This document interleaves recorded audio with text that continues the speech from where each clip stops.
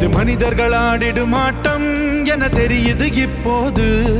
இது ஆண்டவன் ஆடிடும் ஆட்டம் என தெரிவது எப்போது.